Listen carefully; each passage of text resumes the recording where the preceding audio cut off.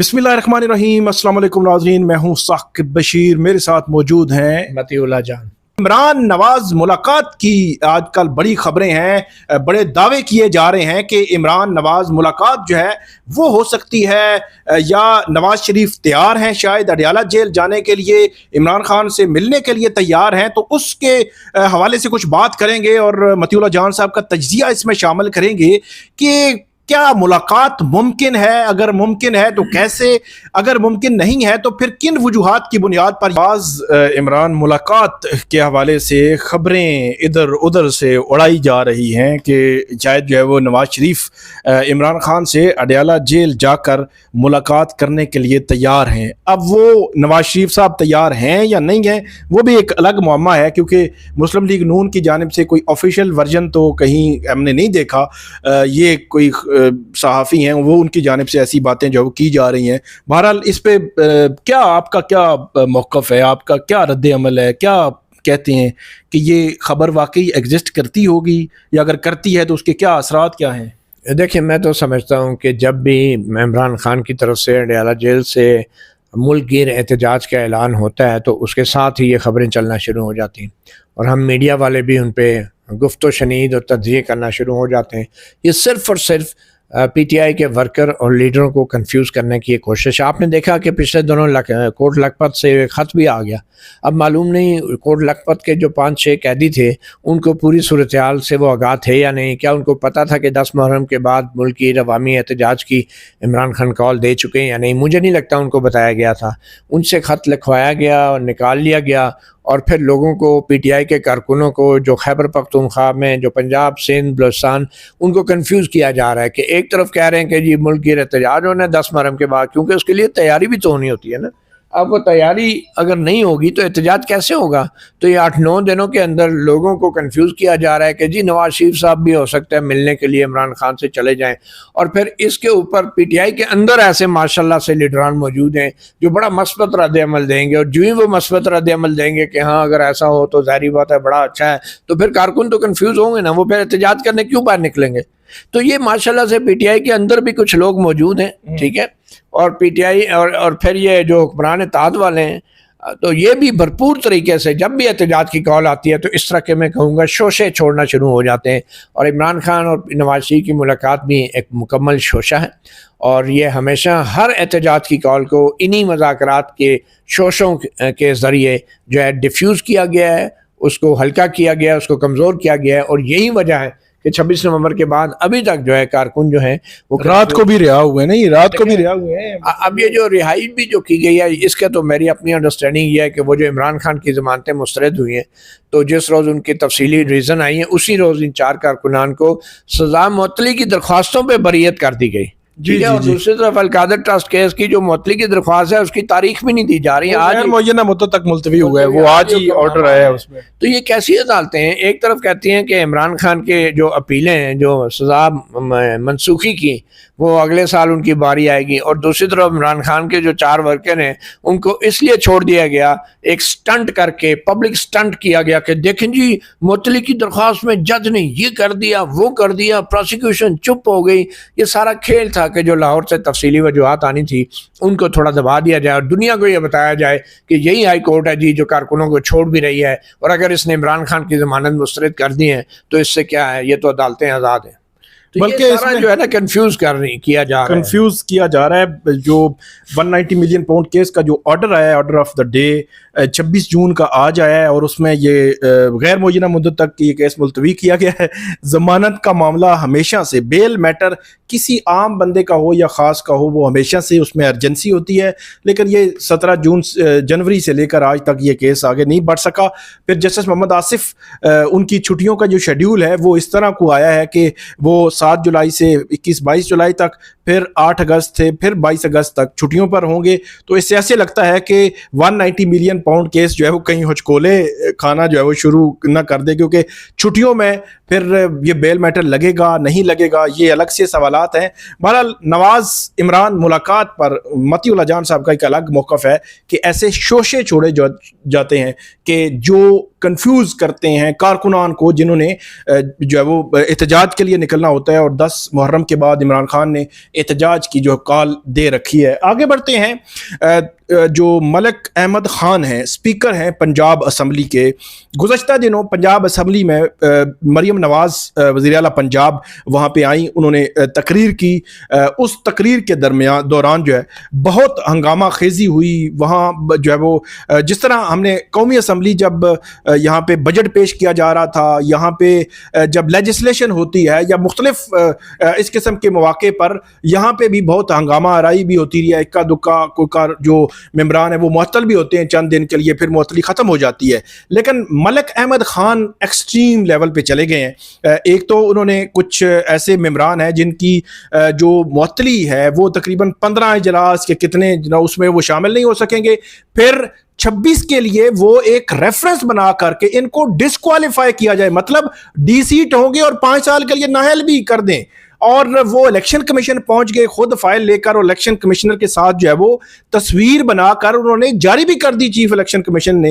اور یہ chief election commissioner Sikandar سلطان راجہ اور 2 ممبران وہ ہیں جن کی 26 جنوری 2025 کو جن کی مدت ملازمت ختم ہو چکی ہے, اور اب وہ ایک گنجائش نکالی گئی تھی 26ویں ترمیم میں, اور 26ویں ترمیم میں گنجائش یہ تھی کہ جب تک کہ نیا بندہ تعینات نہیں ہوتا تب تک یہ کام جاری رکھیں گے. اور یہ کام جاری رکھے ہوئے ہیں. جس دن انہوں نے حکومت کے خلاف فیصلے دینے شروع کیے, اگلے دن چیف الیکشن کمیشنر اور ممبران بھی تعینات ہو جائیں گے اور حکومت کے حق میں فیصلے آتے رہے. جس طرح ابھی ہم نے دیکھا کہ مخصوص نشستوں کا جو فیصلہ تھا 12 جولائی کا, وہ اس فیصلے میں فیصلہ آیا, وضاحتیں آئیں, بار بار سپریم کورٹ کے 8 جج کہتے رہے کہ امپلیمنٹ کریں, نہیں امپلیمنٹ کیا. 12 جولائی سے لے کر 27 جون تک 1 سال جو وہ امپلیمنٹ نہیں کیا.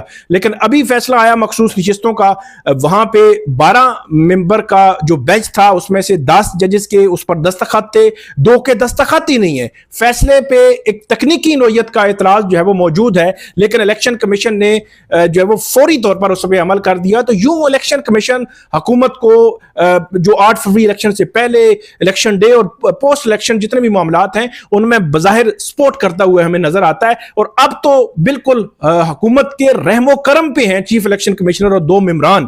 تو اس سارے سینیریو میں جو ملک احمد خان ہیں وہ پہنچتے ہیں چیف الیکشن کمیشنر کے پاس. تو 26 ممبران کے خلاف جو ریفرنس دائر ہوا ہے, اس پہ مطیع اللہ جان صاحب کا تبصرہ چاہیں گے کہ کیا آپ کے کیسے دیکھتے ہیں کہ اتنا ایکسٹریم سٹیپ جو ہے وہ لیا گیا ہے کہ آج سعد رفیق جو ہے ان کے مسلم لیگ نون کے رہنما, ان کو یہ کہنا پڑا کہ ٹھیک ہے گالم گلوچ نہیں ہونی چاہیے, ٹھیک ہے دنگا فساد نہیں ہونا چاہیے, اور وہ اس کو جو ہے وہ جسٹیفائی بھی نہیں کیا جا سکتا. لیکن انہوں نے مشورہ دیا ملک احمد خان کو کہ نااہل کرنے کے لیے ممبران کو ایک اور رستہ نہ دیں, جس رستے پہ آج آپ کے مخالف اور کل جو ہے وہ باقی جو ہے ممبران نااہل ہونا شروع ہو جائیں گے.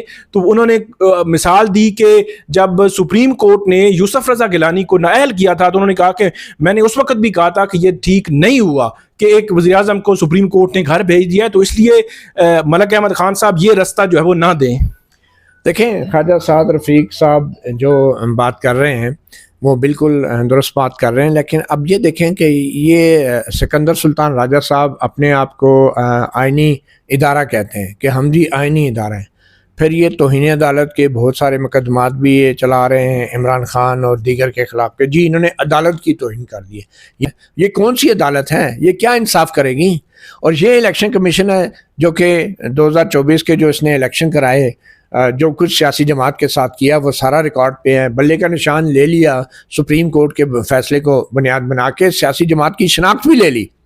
اور اب آپ اندازہ لگائیں کہ یہ جو ملک احمد خان صاحب ہیں ایسے ڈھٹائی کے ساتھ میں سمجھتا ہوں مسکرا رہے ہیں الیکشن, اور الیکشن کمیشن تصویر جاری کر رہا ہے اس کا.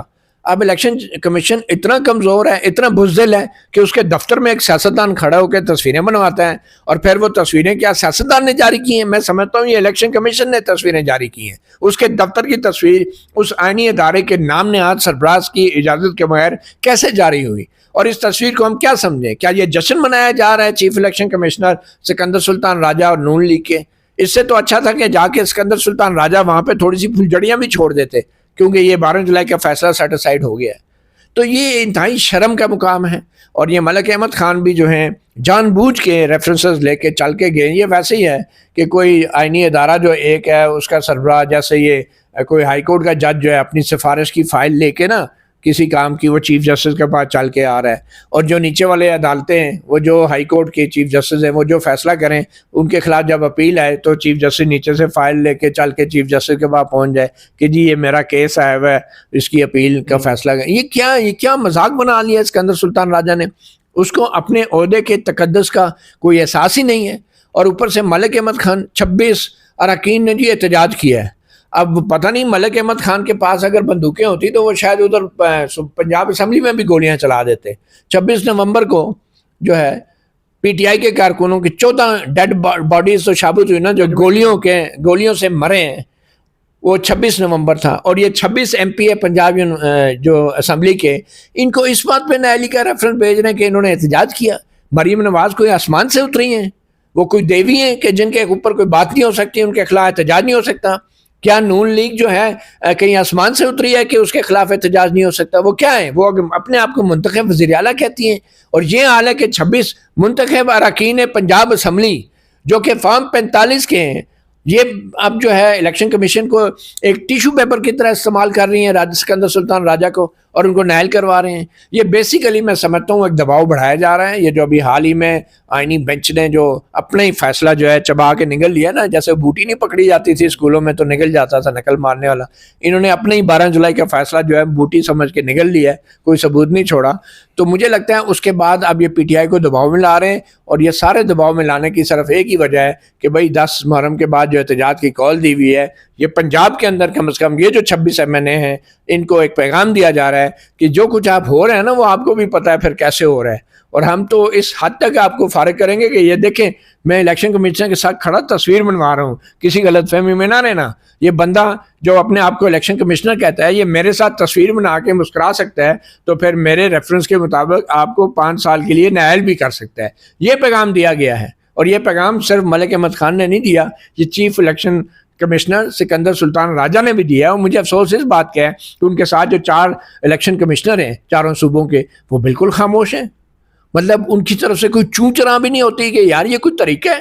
کل وہ 4 الیکشن کمشنر بھی جو ہیں وہ صوبائی جو جتنے صوبائی اسمبلیوں کے اسپیکر ہیں ان کے ساتھ اس طرح تصویریں بنا کے جو ہیں وہ جاری کرنا شروع کر دیں، تو یہ کیا ہے؟ یہ میرے خیال میں اصلیت اب کھل کے سامنے آ رہی ہے۔ یہ جو ہے وہ جو ملک احمد خان ہیں ان کی جانب سے جو 26 پی ٹی آئی کے ایم پی ایس کے خلاف ریفرنس دائر کیا گیا ہے یہ غیر معمولی ہے، اور شاید ملک احمد خان جو ہے وہ اسپیکر کی کرسی پر پہلی دفعہ بیٹھے ہیں، ان کو اندازہ نہیں ہے، اور جو ہمیشہ سے حکومت ہوتی ہے اس کو برداشت کرنا چاہیے، ان کو صبر بھی ان کے اندر ہونا چاہیے، اور خاص طور پر کہ آپ جو عوامی نمائندے ہیں ان کو آپ گھر بھیجنا چاہتے ہیں، آپ کو ڈسکوالیفائی کرنا چاہتے ہیں۔ مطلب حیران کن ہے کہ آپ کے گردن کے اندر کوئی اتنا سریا آ گیا ہے اور کہ آپ پہ کوئی بات بھی نہیں کر سکتا، تنقید نہیں۔ ایکسٹرا آرڈینری انہوں نے کچھ کر دیا ہوگا، اس کو آپ 1-2 اجلاسوں کے لیے معطل کر دیں، ان کو کوئی اور مطلب کیا جا سکتا ہے، لیکن ان کی ڈسکوالیفیکیشن یہ بہت ایکسٹرا آرڈینری۔ میں تو سمجھتا ہوں کہ میاں محمد نواز شریف صاحب ابھی تک کیوں خاموش ہیں کہ یہ کیا کر رہے ہیں یار، آپ کے مخالفین ہیں، لیکن انہوں نے کیا بولنا ہے۔ وہاں پہ بھی فارم 47 کے ساتھ مرکز اور صوبے میں آپ جو ہے وہ بہت بڑی نشستوں پہ آپ آئے ہیں۔ وہ آپ نے سنا ہوگا نا، بڑے میاں تو بڑے میاں، چھوٹے میاں سبحان اللہ۔ وہ فیلڈ مارشل صاحب کی ٹرمپ سے ملاقات کیا ہوئی ہے، یہ سارے جو نیچے سیاستدان ہیں نا اپنے آپ کو فیلڈ مارشل سمجھنا شروع ہو گئے۔